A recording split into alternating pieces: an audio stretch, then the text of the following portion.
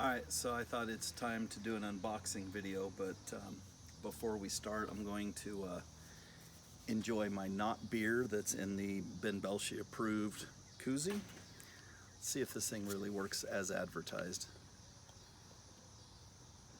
Ooh. Oh, it's like drinking straight from a glacier. Straight from a glacier. Alright.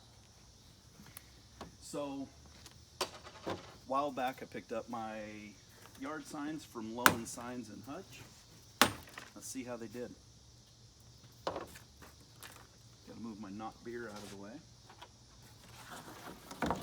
Oh, it came out great. But, wait a second. Hold on.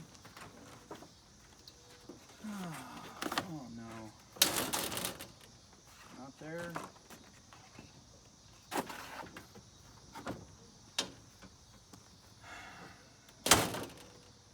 Okay. They didn't send me everything they were supposed to. I thought